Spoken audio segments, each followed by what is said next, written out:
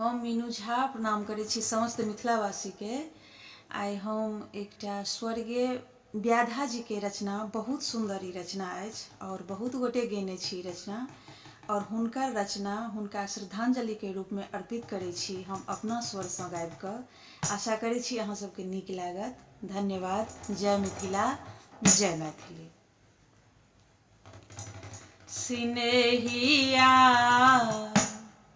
बिसरी बसल अछि गाम, सिनेहिया बिसरी बसल अछि गाम, बिसरी बसल अछि गाम, बिसरी बसल अछि गाम, सिनेहिया बिसरी बसल अछि गाम, सिनेहिया बिसरी बसल अछि गाम। कारी कारी बादरि दै छै नील गगन के दान, कारी कारी बादरि दै छै नील गगन के दान, तहिना हम रहू हिये आंगन में, तहिना हम रहू हिये आंगन में, नाचै प्रेम प्रमाण, सिनेहिया बिसरी बसल अछि गाम, सिनेहिया बिसरी बसल अछि गाम। पाथर हृदय कठोर केहन छै चिट्ठिया केरे नहीं ध्यान, पाथर हृदय कठोर केहन छै चिट्ठिया केरे नहीं ध्यान,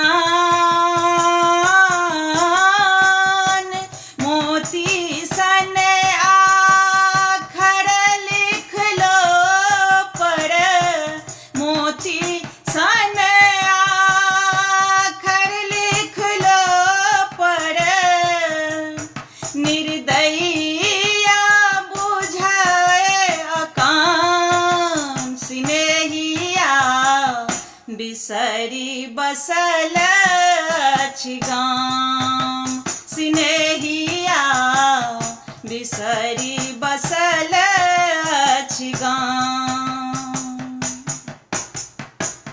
मधुर घड़ी में माधुरी मूरति, लयाकुल अछि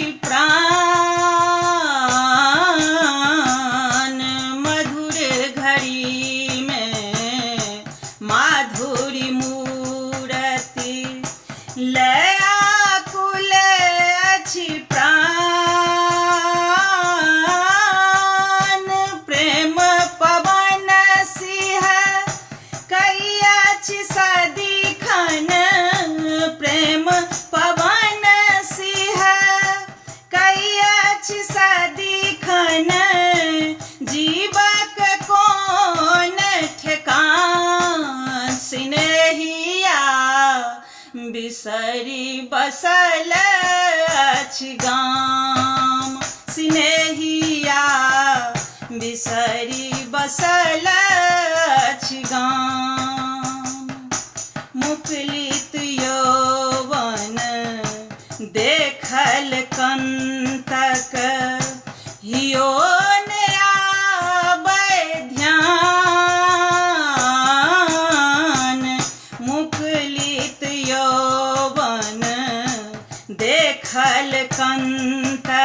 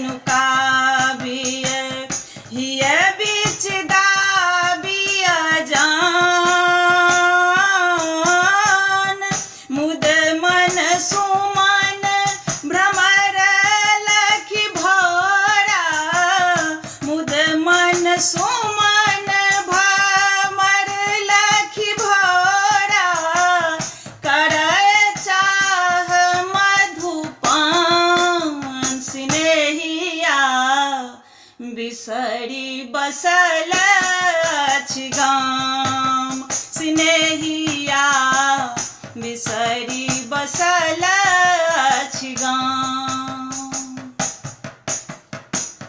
निस दिन कौआ कुचरतैयो बाट पड़ल सुनसान निस दिन कौआ कुचरतैयो बाट पड़ल सुनसान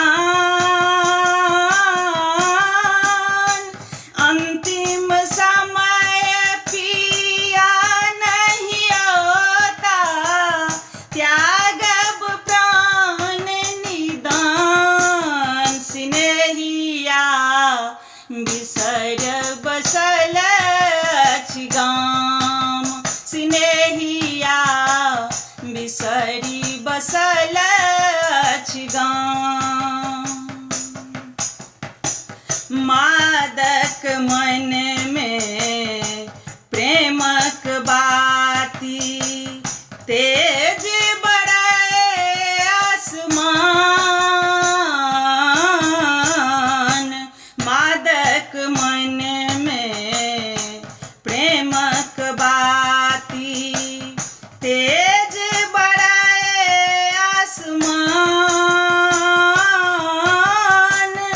उसे कल छै प्रेमक टेमी जो उस कल छै प्रेमक टेमी जो दुर्दम कामक बान स्नेहिया बिसरी बसल अछि गाम।